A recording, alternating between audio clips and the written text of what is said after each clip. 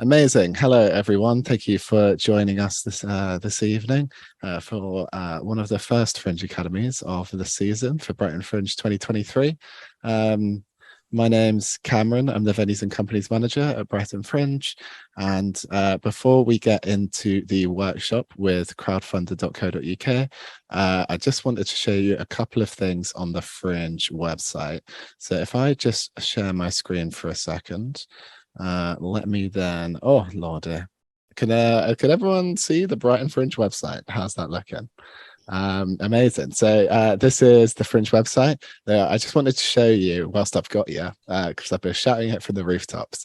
But if you click on Take Part on the top banner and head into the participants area, we've got lots of information pages that cover a wide variety of topics related to taking part in the Fringe. This Fringe Academy workshop is listed on the Fringe Academy workshops page. You can see the other ones coming up as well, and book your free tickets to that using the links on this page. You can also see the upcoming bursaries that we've got open at the moment as well, or on this page here as well. And if you haven't taken part in the Fringe before, or even if you have, I'd recommend reading the participant info pack as well, which you can download on this page, which gives a good overview on taking part on the Fringe. But yeah, I would recommend having a look through the participants area on the Brighton Fringe website. It's got lots of information relating to taking part. Moving along to this Fringe Academy event that's happening this evening.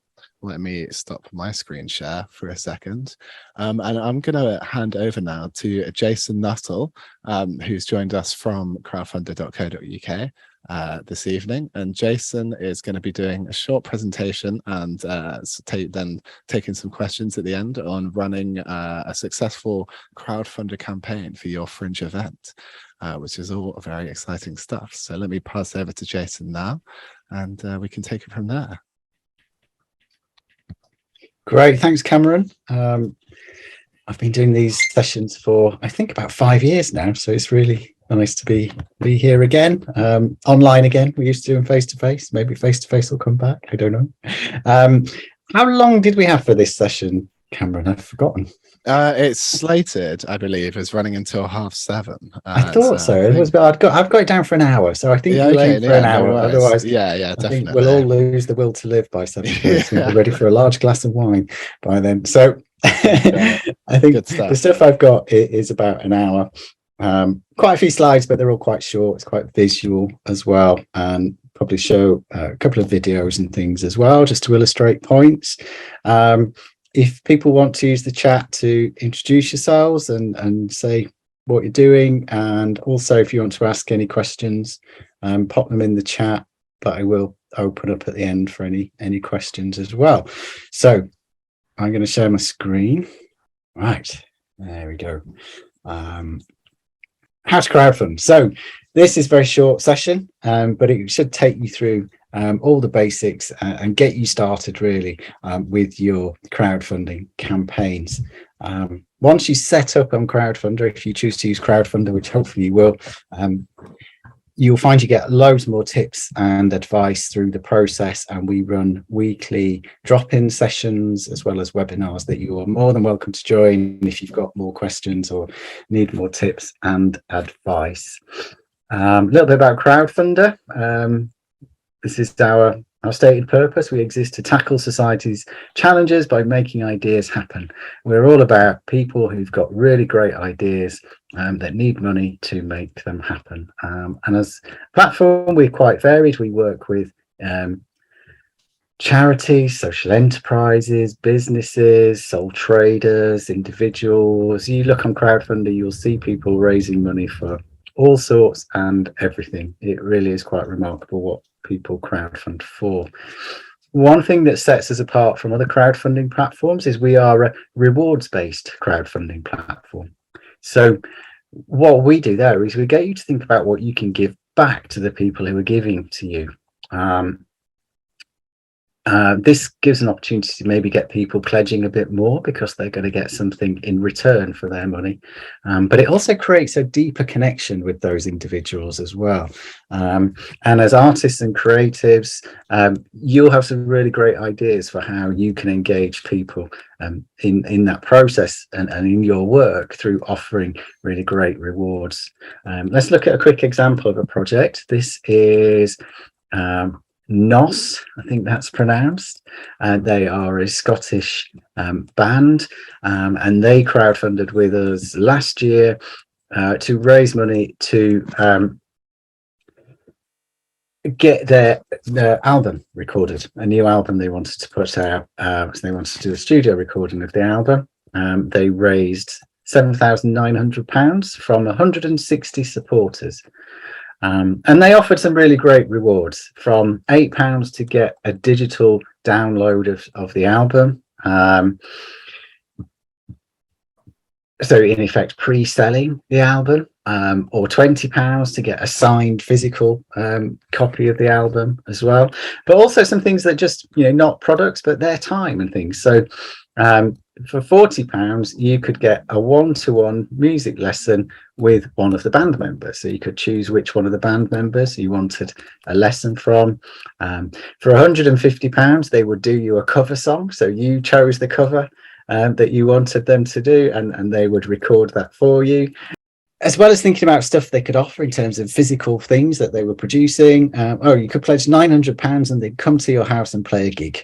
As you wanted to, if you got a birthday or something coming up, really great idea. And those kind of things, relatively low cost to the band, but very high value to fans and supporters. And those are the things that you really need to think about in terms of when it comes to looking at rewards. And we'll have more ideas of these later. So crowdfunding, how does it work? You have a really nice idea which magically gets funded. I'm afraid this is a bit of a myth, but we see it all the time, every day. People will start a crowdfunding campaign on Crowdfunder, they create their page, make it live, and nothing happens. So the actual way crowdfunding works is that you will come onto Crowdfunder, you create a page to tell your story about who you are, what you're doing, and what the money is going to be used for. You can add your rewards and different things that you can offer. To get funded, though, you make the project live, obviously, it goes live on Crowdfunder. And then crucially, you need to start sharing it with your network, with your fans, your supporters, your friends, your family, because crowdfunding will always start with your network. People often come to Crowdfunder and say, well, can you share my project? Can you tell everyone about it? And frankly, there wouldn't be any point, because whilst we've got quite a large database of people who have pledged on projects on Crowdfunder, they've supported projects on Crowdfunder because it's a cause that they care for. It's something that's close to them, either geographically or close to them as in it's important to them. It's a theme that's important to them, or it's something that they really want to see happen. So crowdfunding always starts with your network. A couple of quick things, questions. These always come up as questions, so I like to get these out of the way at the start. We on Crowdfunding, you can use two different methods of funding. You can either set an all or nothing target. We generally advise people to crowdfund for 4 weeks. So you set your target and you go out there, you start raising money. And unless you hit your target, you don't get any money at all. If you don't hit your target, the money goes back to the supporters. If you selected flexible funding, you would keep whatever money you raise at the end of the project. And whenever I ask people which would you prefer to use, everyone always says flexible funding. But I would always tell you to run an all or nothing campaign. Be really clear on your target and go out there and hit it. Running an all or nothing campaign will do two things. It will make you work harder, and because often people, start to crowdfund, get a little bit lost or give up really, and don't really put the effort into it that's needed. Crowdfunding does take effort and it does take work, and if you're on an all or nothing target, you'll really try and hit it. But it also makes your crowd work harder as well. So if people who've supported your project are aware, perhaps in the last week, that you're still got a way to go to get to your target, they're much more likely then to share, to perhaps buy another reward or make another pledge or increase the value of their pledge. So it gets everybody working harder to hit your target. I thought we'd also just cover fees, because this is a question that always comes up. We charge a platform fee, but that is 0 currently for charities, social enterprises and not-for-profits. We charge 5% plus VAT for businesses, profit-making businesses. Just note though, that is, you self-select those options, so we don't make any kind of investigation into whether that's the case or not. We also charge a transaction fee. Well, our payment providers charge transaction fees. They're currently 1.9% plus 20p. Actually, that's a bit old. 20p per pledge plus VAT. So it's a little bit lower than that now. And we do have a range of extra funding partners on the platform, who you might want to look at when you're setting up your project. Not got much available in Brighton currently. The national funds that we've got tend to be focused more on charities particularly. But if you get funding from those, there's a small fee to pay for the due diligence on that funding as well. People ask, when do we get our money? Generally, you will receive your funds within 7 days of closure of your campaign successfully. Usually, in reality, it's a lot quicker. We say 7 working days, just because it depends on the bank and different circumstances. Usually, it comes through within 48 or so hours. So, just a few questions to cover there. The other thing I'd like to focus on is a little bit about the added benefits, the wider benefits of crowdfunding. Why use crowdfunding as a method of raising funds? Well, firstly, it's a great way to validate what you're doing, grow your confidence in your idea, and to show that there's an appetite for whatever it is that you are doing, whether it's your new theatre production, new book, show, whatever it might be. By crowdfunding, you can pre-sell tickets. You might get people who want to be involved in the production, who could pledge to be in it as well. It's all going to help really grow your confidence and show that there are people out there who want to see it happen. It's also about raising awareness. So running a crowdfunding campaign is basically running a marketing campaign. You're going out there to tell people about what you're doing, create a buzz about it, get it in front of a wider audience, etc. So it is a really great way to show people and showcase what you're doing, what it's about, and use it as part of your marketing strategy. Through the crowdfunding process, you'll build a body of advocates. The people who pledge on your campaign are often the same people who will come to the show or buy the products. So they're engaged in what you're doing, and it creates more meaningful connections. People tell us, and there's research to back it up, that over 80% of people who crowdfunded said they got a series of non-financial benefits from the process as well. And that might be they grew their network of contacts, they grew their marketing database, they were introduced to someone who's subsequently become a long-term funder, and those kinds of things as well. So it's a really great way to work out who your long-term supporters are and who really care about what you're doing. It's a chance to learn some new skills as well. Again, research shows us that when people have crowdfunded, they gain skills in marketing, in using social media, in video making. These are all skills that you can use elsewhere. It's a great way to test out different types of marketing as well. Maybe you've not tried before doing some social media marketing or writing press releases, those kinds of things. When you crowdfund on Crowdfunder, we give you back a lot of information. So we'll show you where page views are coming from. So if you send an email, and we'll be able to show you how many people clicked through from that email. Or if you link through from different websites, we'll be able to show you how many people are coming through from those websites, and also from different forms of social media. So it's a really great way to test out those different methods. And as I mentioned before, we've got extra funding available on our platform, but we also know, like I said, that through crowdfunding, people find new funders who will come forward and support what they're doing as well. So one thing I always say to people is, if you're thinking about crowdfunding and you're doing just for the money, then you've completely missed the point of what crowdfunding is about. It really is about so much more. And I think if you enter into it on that basis, then you will get a lot more out of it as well. Okay, so what makes a good crowdfunding campaign? We're going to look in a bit more detail at that. However, we tend to focus on three key areas that we see in good crowdfunding campaigns on the platform. And these three key areas are: firstly, they've got a good team running the campaign. The team doesn't have to be a big team, and in some cases it can be a team of one. But crowdfunding campaigns work best when they're led by someone who is really engaged, knows what they're talking about, really believes in their idea, and can rally people around them as well. You're also going to need a network. I said crowdfunding starts with your network, and that's really crucial. So you need to be able to identify who your network is and where they are, crucially as well. So that's not just necessarily on social media. It could be through email databases. It could be in person as well. But what you really need to know is who's in your network and how do you reach them? Because that's how you're going to get your message out to them.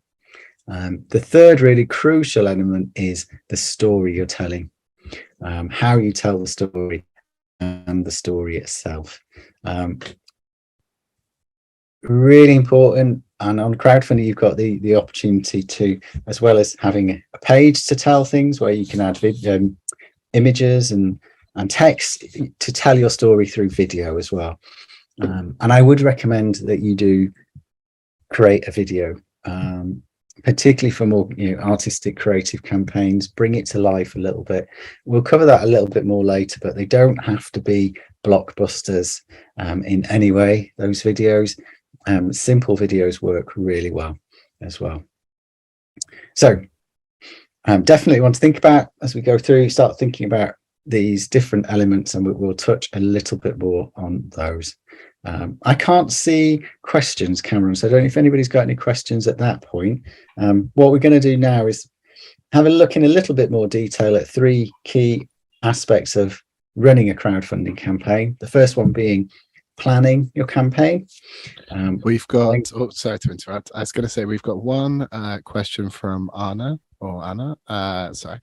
which is, if you bet for an all or nothing campaign, what would happen if you are above your target? Could it happen?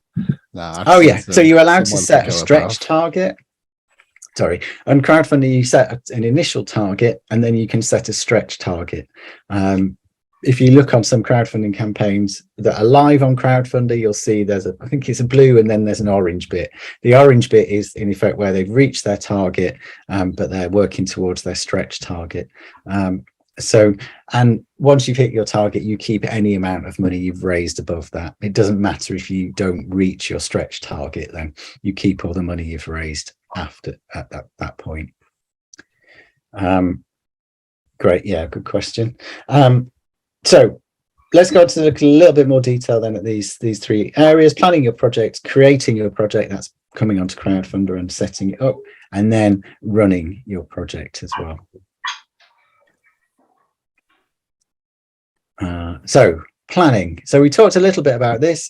You're going to need a team of people. It doesn't have to be a big team. The kind of key elements you need is someone to lead the project. So someone who is really invested in the idea, knows how it's going to work, and happy to kind of corral other people who are involved to get your project live at the right time. And the key things then to think about in terms of tasks, and these could be, like I say, it could just be one person doing this, but network mapping is really crucial. So having someone who can produce a list of where all your contacts are, and you've got 200 people on your Facebook group, 100 people on your email database, you've got an event coming up in a few weeks, all those different methods you might want to think about. If somebody owns all that, then that's really helpful and can plan strategies for reaching out to those different groups. You're obviously going to have to create the page and the video content, things like that. So that's often something that people get a bit of help with, particularly the video bit. Might be one to call in favors, ask people who might be able to produce you a short video. I would always say, if you are paying someone to make a video or someone's doing it as a favor, get them to film a bit of extra footage so you can have 2 videos at the end, one for your crowdfunding campaign and then one that's just a kind of promo for the project or for the organization as well. It doesn't need that much extra material to do those 2 videos. And then lastly, the marketing is really crucial. So someone who's good with marketing, writing press releases, those kinds of things are probably going to be really useful to you as well. Those are kind of the main ones. There are other bits you can get into a lot of detail, but those are the key things that you're really going to need as you work through. The next thing to think about is why people pledge. Who's actually going to give you money? And thinking about your network map. We find people fall into 2 categories on crowdfund often. Firstly, people pledge because they believe in your idea. So that would be relevant to a lot of the charity projects that we work with. People really want to see it happen, they believe in it.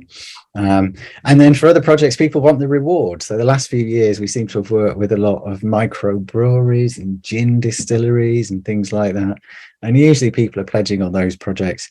They might know the person or like the sound of it, but they want the gin or they want the beer really. So what you need to think about is, what is that sweet spot, as giving people something that they want that might make them give you a bit more money, increase the value of their pledge, and also attracting people who, because they really like what you're doing as well.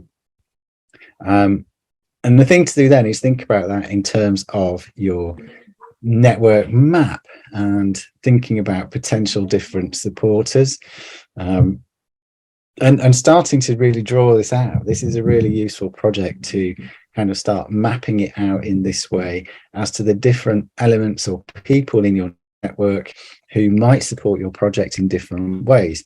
So friends and family might be obvious ones. They might be so gets them to be some of the first people to pledge.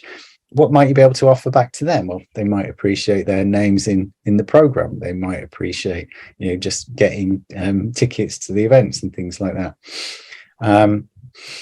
Let's look at another one there. Local businesses might want to support what you're doing, particularly if it's going to bring trade to their area or you're going to be using their products and things like that. So you could think about the kind of rewards that might either attract them to give. So, a package of tickets that a local company might want to pledge support for, sponsorships such as names in programs, things like that. But the other way to look at this is also, could those local businesses offer you things as rewards that you could turn into money? So we see this quite often as well, in terms of the rewards don't necessarily have to be things that you can provide. They could be provided by other supporters who, for them, it's better value to give you stuff or rewards that you can then turn into cash. Particularly things like restaurant vouchers or drinks vouchers, those kinds of things are really great ways. People like food, so people will buy those rewards. So if you're going to do anything before you crowdfund, this is the really crucial bit that you need to do. Start mapping out your different groups of supporters, thinking about, are you on Facebook, Instagram, Twitter, etc.? How many supporters have you got? Which other networks, which other groups on Facebook might you want to get your message out in, and how do you do that as well? But that is one of the best processes that you can go through prior to crowdfunding. Next, thinking about the story. So even before you come onto Crowdfund, I think it's really important to have, your story mapped out in your head. So once you come onto the platform, you're really just getting it down on the page. In effect, this should be your elevator pitch, but not necessarily to a funder.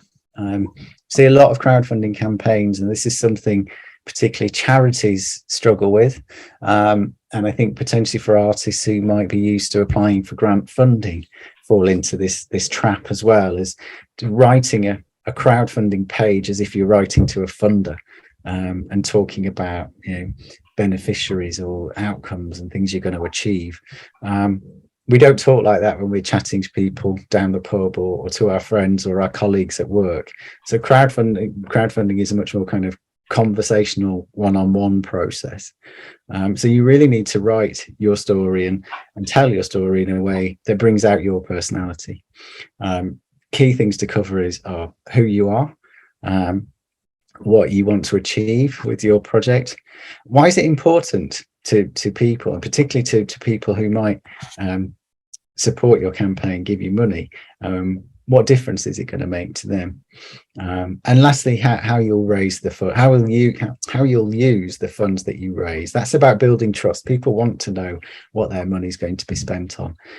So it's always good to just provide that breakdown of how the funds will be spent. So if you've not done this bit already, again, this is something really quickly you can do. I mean, you've not got much copy on a crowdfunder page, but start to think about how do you tell your story succinctly to the public, and things like what images might support it, or what video might support you in telling that story as well. But the story is, as we said, a really crucial part of what you're going to do.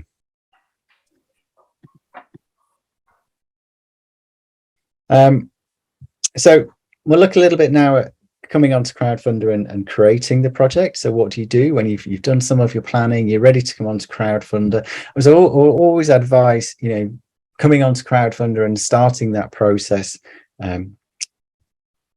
as soon as you can, really. What we know from the research is that projects that do well on Crowdfunder have people have come onto the platform and spent at least a couple of weeks before they go live getting their page ready and getting everything together. Projects that come on the platform and launch very quickly generally don't do very well unless they're an emergency response type appeal to a disaster or things like that. So people who've planned, we also know that a bit of research we did showed that people who ran successful crowdfunding campaigns had looked at least a dozen other crowdfunding campaigns on the platform. So they were doing their research as well. So do look at what other people are doing. We've got loads of really great arts and music, theatre, film projects, etc. on Crowdfunder. Do have a look at what other people are doing to raise money. When you come on the platform, you'll see it's all designed to be quite intuitive. We take you through a process, and at every step, every question you're asked, there will be a little bit of guidance to give you a bit more detail on why we're asking that question, what you need to say. There's also videos at every point as well, and links to other support throughout the process. So once you're in there, again, loads of help and support to get you through that process of setting up your campaign. What we're looking to do is produce a really nice looking page with lots of images, not too much text, and where there is text, if you look at this example, nice big bold headings, bullet points are always good as well, and that helps with search engine optimization. Headings, links, bold text, break up the text with some images as well. These all go to make the page more easily readable by people, and do tell people at the top what it is you're looking to do. People can, if they want to and they're interested, can learn more about you and the organization a bit more further down the page. But what you want to do is inspire people quite early on as to the project that you want to run. We talked about videos. definitely recommend you produce a video. Projects with videos raise more. We know that from the research as well. But keep it short and sweet. 2 minutes is plenty.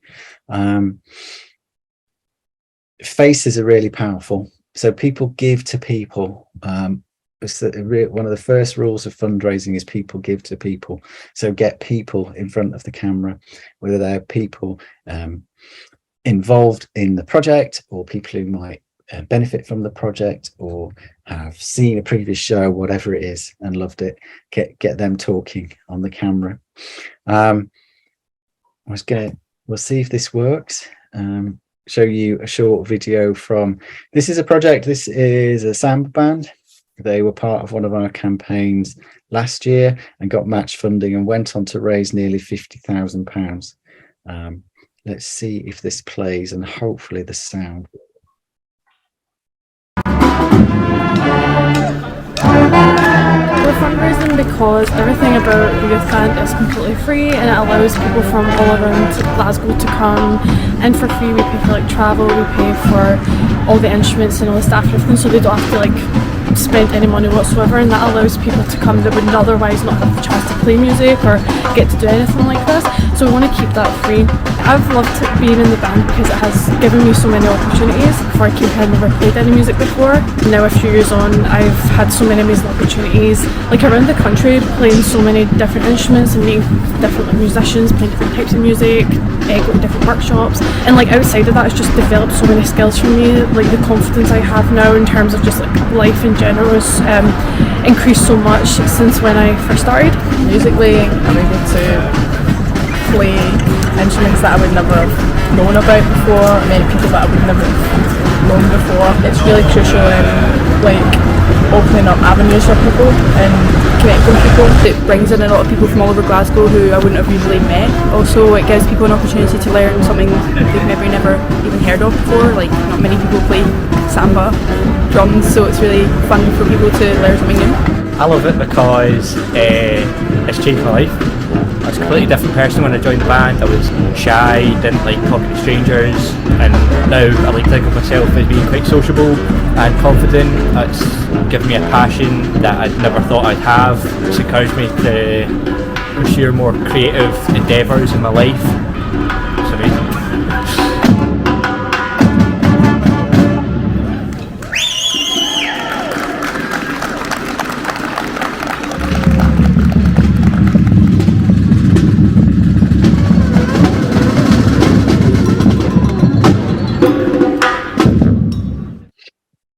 Great. So hopefully sound came through all right on that. But that was one of the videos where actually the sound quality wasn't that great anyway.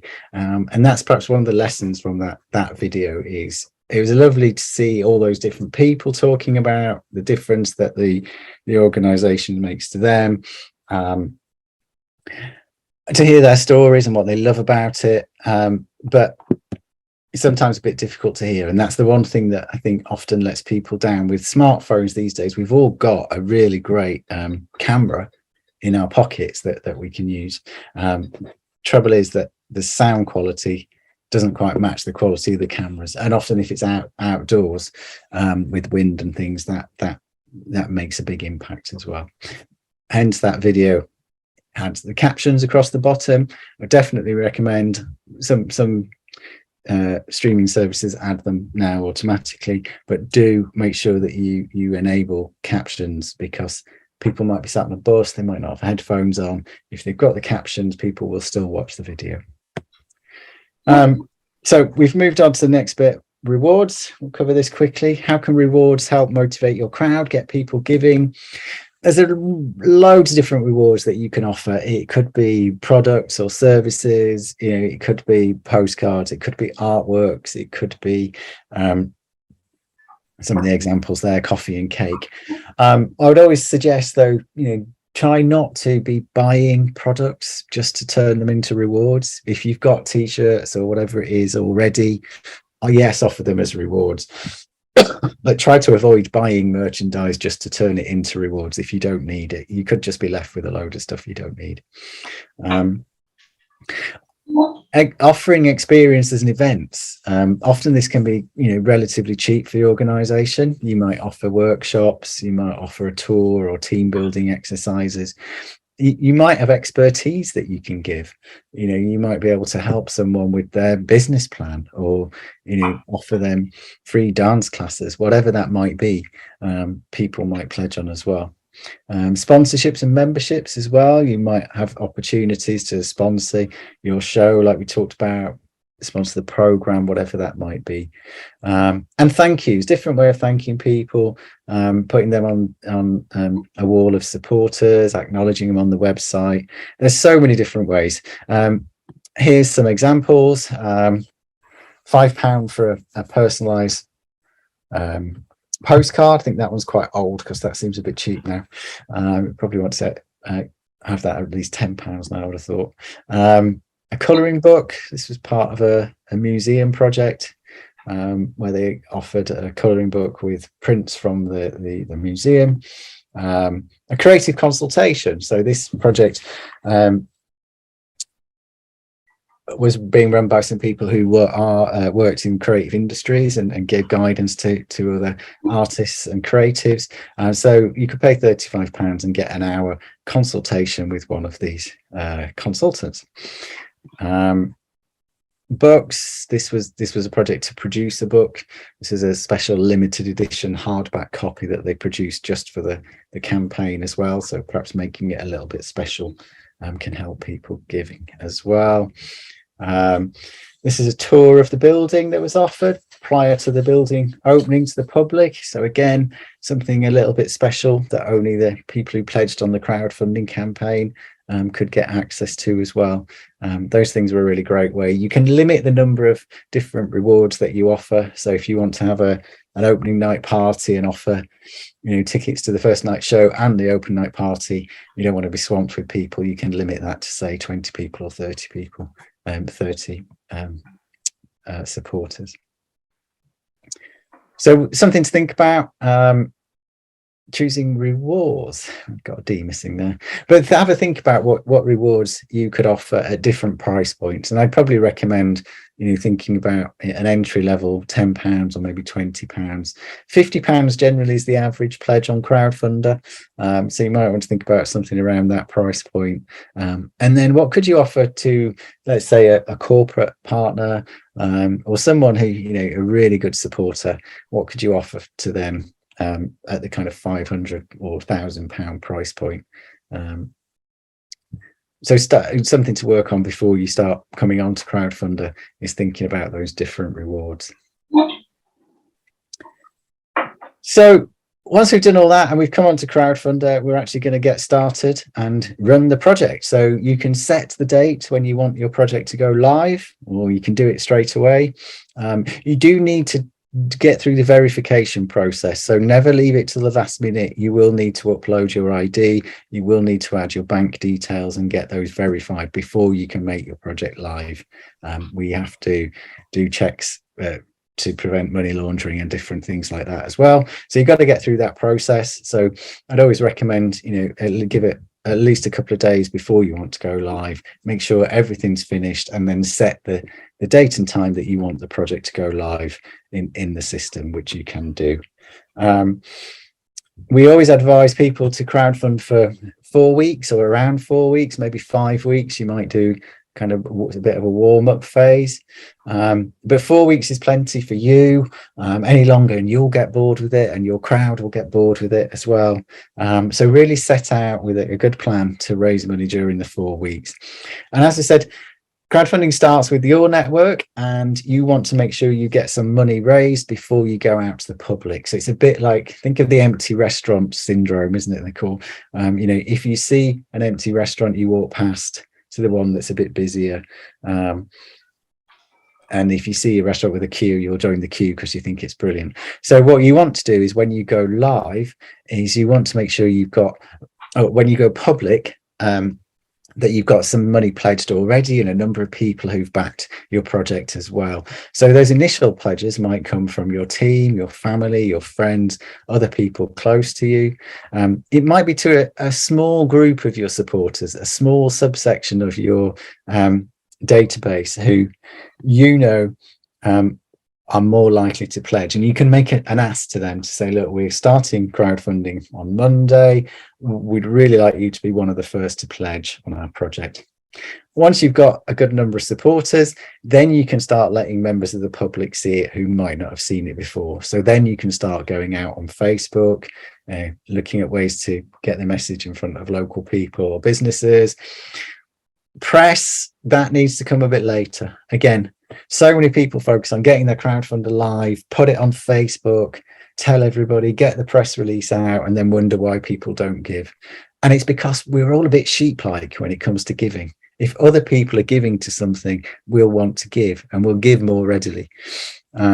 We like other people to do our kind of due diligence for us. We go, oh, if they've pledged, then it must be all right, so I'll give it money. So that's where you want to be when anyone who doesn't know you are crowdfund, you're running a campaign, sees it for the first time, that, you know, there's a good number of supporters and a good amount pledged. I'd normally say at least 20% of the money pledged before you make a public announcement is where you want to be. As I said, once you're live, you will get lots of information back from Crowdfunder. So you get they've actually changed a little bit. I should have updated these slides. So, but there's basically a graph that shows you the amount and number of pledges that have been made on every day. And this maps onto another graph, which shows you the number of visits that you've had to your project per day.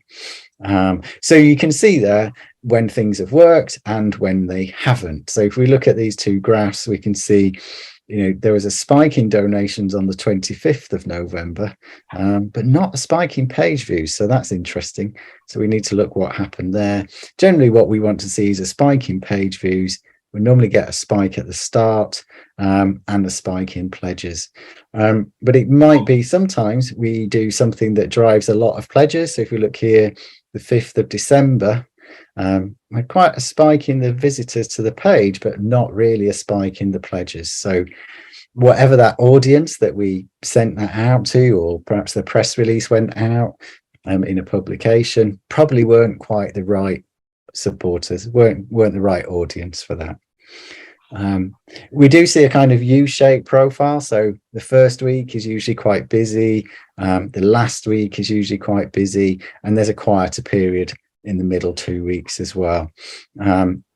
Work that into your marketing plan throughout those quieter 2 weeks. Perhaps think about new rewards you might offer. Think about different messages you might put out as well to get people giving. As I said, we've got lots of help and support for people to get them crowdfunding. Once you've registered, you'll start getting emails from us to help you with the process. They are tailored to where you are in the process and how much you've completed the journey of setting up the crowdfunding campaign. So if you haven't added a video, you'll get an email that gives you some tips on videos.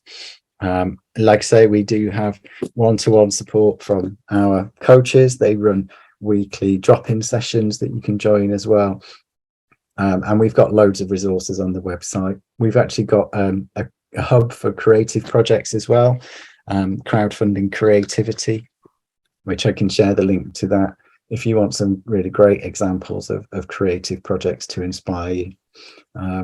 We've also got a really great online course. So if you want to really need to prepare a bit more, you can work through our online course. It's really bite-sized. You can do it in little chunks and takes you through the whole process online. Work through it at your own pace. A lot of it's really quick to get through, and you'll become a crowdfunding expert quite quickly. So that's the end of my slide. So I'll stop sharing, and I'm very happy to take any questions if anybody has them. Yes, if anyone has any questions, do feel free to unmute and speak your truth, or you could pop them in the chat as well, and I'll read them out if you're not up for speaking. But it's all what useful and interesting information. I think it's quite interesting to think about rewards relating to fringe events, and as Jason was saying, they can be so varied in what you offer to people taking part. From what I've seen in the past, there's been a lot of things like if anyone can make something within the group, making merch, doing scripts as well is really popular. And then also I've seen some interesting like tailored experiences, like you were saying, with like getting people to do stuff in character for like various events, or like showing up to a birthday party or something. You can have like some really interesting and get quite creative with those rewards even. Yeah, definitely. We've seen some great ones. I mean, yeah, it is a chance to bring out the creativity in people, and I've seen a few times being able to name a character in the production is quite a nice one as well. Name it after yourself or someone you might want revenge on or something like that. So yeah, like there's always some really good ideas that come through. Yeah, I can't remember. There was something. I forget. Why is the title escaping me now? I pledged to something earlier, although I couldn't make it, unfortunately, because it was in Manchester and I wasn't available. But to be a background character in a short film was something else as well, for like a various. It was like a party scene or something. Brilliant. Something like that. But yeah, so you can really think of anything if you put your mind to it. But yeah, if we don't have any questions, I'll give you a moment in case you are furiously typing something. Then I'll give you a sec to do that. But if we don't, then I'd just like to say, oh, has someone got their hand up? Oh, is it Julianne? Julianne. Hello. Sorry, do you want to? If you there we go. Great. Hello. Thank you very much No worries. for this presentation. It's great. I'm a first timer for any kind of performance and fringe or anything like that. Working hard on the performance, hopefully, so that I can register. Good to hear. Well, thank you. What I wanted to just clarify is, what's the fee for somebody who's just an individual or solo performer? I mean, in terms of crowdfunding, because I know you said like 5% for businesses and the platform fee or something. Yeah, there's different options as you come in, so yeah, choose the one that feels right. And like I said, there's no checks on that, so okay. All right. I'm not going to tell you what to do to cheat the system. I'll just remind you, we don't check. Okay, thank you very much. That's good enough for me. Thank you. Pleasure. Somebody's asked what the percentage of success is. That's always a difficult one to answer. And if you look on Crowdfunder, crowdfund has been built in a way that anybody can crowdfund, and that is a real double-edged sword, because it does mean anybody can and will try to crowdfund, and so the quality of the campaigns varies enormously. So it's basically an impossible question to answer, the percentage of success. What I would say is if you plan well, if you can think about your target, if you've got a good marketing plan and you've thought about your network, then your chances of success are, vastly improved. But yeah, it's really hard to say. We've had 300,000 projects go live on Crowdfunder. Not all of them are successful, obviously. And how do you measure success, particularly when you've got campaigns? Keep what you raise campaigns as well. We've got a question as well from Anna, which is about it not being easy when you're coming from abroad. I would agree with you that it's definitely a lot harder to sort of garner that audience, especially if you're doing it from outside of the UK. I'd say to get in touch with us over in participant services, especially in relating to the media, questions about the media, because we do publish arts industry and media professional contact lists as we get later into the season. So later in the season they'll be available to download from your event registration, but I can tell you Yeah, if you get in touch with us, I can tell you a bit more about that. But basically, yeah, we will issue contact lists out for like media professionals that we sort of create, so that you can then send out press releases and things throughout the year. But yeah, you can let us know. If you get in touch, we can chat about that as well. And it's just takepart@brightonfringe.org is our department email. Yeah, and I think for Anna, again, that comes back to your network map. You need to be really targeted at, where are the kind of people who might be interested in what you're doing. So you said, I don't really know how to reach all the media in the UK. I wouldn't recommend you want to reach all the media in the UK. What you want to find is, where are people talking about the kinds of thing that you're doing? Are they online, or are they in publications? And target those publications. You'll get a much better response. It's about targeting people who are close to what you're doing, either geographically or because it's something they care about. Yeah, and just generally for network on that sort of thing, it's like, especially if you have specific themes or topics throughout in your event, or if they cover various things, and it's looking into those sort of, if there are groups or communities that can relate to that as well within Brighton, trying to do some research. But again, get in touch and we can advise you as well. Lydia, how long in advance before the Fringe artists should try to, how long before in advance of the Fringe should artists try to do this? That's an interesting question. I'd say you said once they've got a venue at the Fringe. I mean, people can do it in various points. I would say that you would want a good lead time, especially if you're going to be, if securing these funds is going to be a consideration of you being able to participate, then it would want to be sort of one of the first things that you would do if you had, you've got an idea that you want to bring to the Fringe. Once you've got that, then it would be looking at sort of getting this campaign together. But it could also, I guess it could come later. But what would you say? I don't know if it's hard to judge, but what the latest in the season you could do it, Jason, for taking part in, if you were putting something on in May? I mean, I would say January is a terrible time for crowdfunding or any fundraising, because everyone's broke after Christmas. So you might, you're looking to go live. You either want to be live up to Christmas. December is the biggest month for fundraising, and particularly where you've got rewards that people might give as presents. But if you're looking to give things like tickets as rewards, then you might want it to be not too far off. So I would have thought for May, if you look to launch and go live February, March, February through into March, perhaps before everybody really starts buying their tickets as well, because once it gets to May, I don't know if everyone else is like me, by the time May comes, I'm broke and I can't afford to buy any more tickets because I've spent all the money. So yeah, I think and again, it's going to depend when you actually need the money as well. What point do you need that money? But I think February, March into April, mid-April is probably a good time.